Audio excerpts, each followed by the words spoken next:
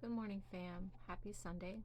I'm making a video today to talk to you guys about the psychological diagnoses to poverty pipeline. And this is not something that I don't think is discussed by very many people, but the reason I want to bring this up is because when you go into a psychologist or a psychiatrist and you're rendered a diagnosis, I want you to consider the ways in which that might limit your career opportunities, your earning potential.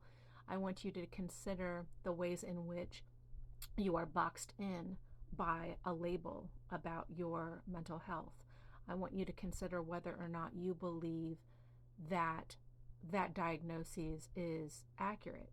I want you to think about whether or not there were any legitimate medical tests done to reach that diagnosis that was rendered about your mental stability or your mental health. The reason all of these things are important is because if there are no legitimate scientific diagnostic testing that can be performed to validate these diagnoses, then we next need to consider, why are these being rendered against people? What is the motivation behind it? And if you look into the profitability of the antipsychotics and psychotropic medications and all of those things that are generated through the pharmaceutical industry, which is a billion, probably $1 trillion industry at this point, I want you to consider whether or not you think that a label given to you was given to you solely for the benefit of the pharmaceutical company, because we know that these psychiatrists get kickbacks. They get financial kickbacks for making these recommendations. And I also encourage you to investigate the etymology, the root, the language root of the word pharmakia, because it actually has its origins in witchcraft. So I want you to just keep that in mind as well. I firmly believe that we do go through struggles, we do go through traumas, and they can significantly impact our mental health. However, if we have a strong faith, if we practice our faith, I strongly believe that a belief in Jesus Christ can help us to get through those environmental triggers and traumas that we have been put through.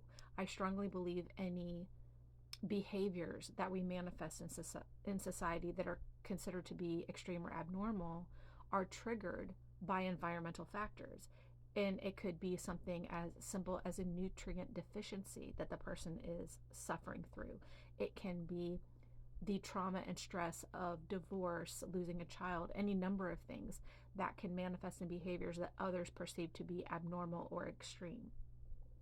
The reason I'm mentioning all of this is because we live in a society that seems to be hell-bent on labeling someone who exhibits behaviors as a result of stress and trauma that they consider to be abnormal. But I think that what we really need to look at is the way society is structured, the way that society treats people abusively, satanically, demonically, the way that people are beat down, the way people suffer through enormous traumas, whether it be assault, whether it be stalking, whatever these traumas are. They're put into situations where they're forced to cope through unbearable circumstances. And oftentimes we don't have the language, we don't have the words to know how to address what's happening to us, what's being done to us by others. I just want to talk about this because what seems to be happening in society is when people speak out about situations that they're being placed into by others in their community, where they feel restricted, stifled, limited financially, impoverished, any number of things.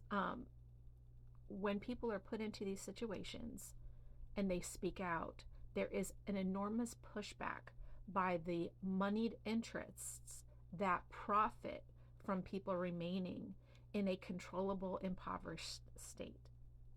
So I want to just emphasize to you that if you are currently struggling with things that have been done to you that have traumatized you, if you're struggling to figure out how to bounce back from very abusive situations, just be kind to yourself. Give yourself the space to make mistakes, because that's inevitable. When you're traumatized and you're in a fight, flight, freeze, or fawn response, you have to really be cognitive of the state that you're in, and you have to make a conscious decision to pull yourself out of that state and to push yourself into a courageous state of facing your adversary head on. And sometimes those adversaries are numerous, and they're in different areas of your life. So it might feel like a David and Goliath type situation. It might feel like you're facing too many opponents and you don't really know how to start. You don't really know how to navigate it. That is a normal feeling when you're being dogpiled on by a lot of people. So give yourself grace, give yourself time to process through what has been done to you. Please do not guilt yourself in your process of overcoming the environmental traumas that have been inflicted upon you by society, by your family, by your so-called friends. Don't feel like you have to be in this constant state of feeling guilty about what you may or may not have done correctly. Because in my experience, people that truly love you are going to give you grace. They are going to be forgiving of your mistakes. They're going to obviously let you know about things that they see you doing or have done in the past that they feel is problematic and they feel is sabotaging your success. And then you have to always keep in mind that if that person truly cares about you, they're not going to ostracize you. They're not going to disregard your emotional well-being. They're not going to make fun of you when you tell them that you're suffering and in pain. They are going to be there as a source of comfort for you and a sounding board, and they're going to offer you good advice if they truly care. If they offer you advice that seems to be attempting to control you, or attempting to minimize your pain, or attempting to minimize the conditions under which you are enabled to operate in life, then that is a form of coercive control, and that is not for your best and highest good. And I would strongly encourage you to consider whether or not you think maintaining that connection is in your best interest. There are a lot of people that have suffered horrendous traumas and assaults and so forth. And when they bring that information to the public, they often face ridicule. The feedback they get is often extremely negative. So at that point, they don't know where to turn, because they go to places and agencies and advocacy groups that they think are going to support them. And these groups do not support them. And then they feel completely lost. They feel stagnant in their recovery process because they don't know where to turn for assistance.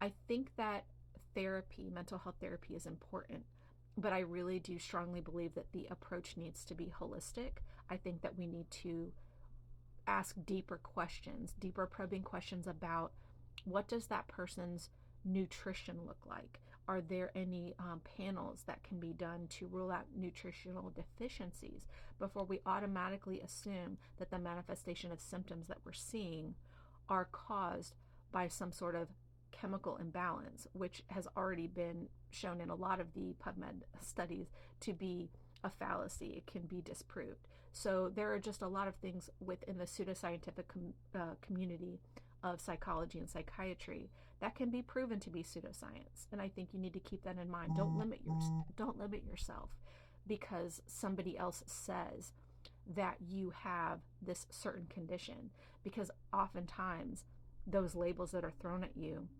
are simply a means of control. They are trying to continue to have some level of control over you. Don't give in. Don't let them win. That was not God's purpose for you on this planet. Okay, I want the highest and best for you every day.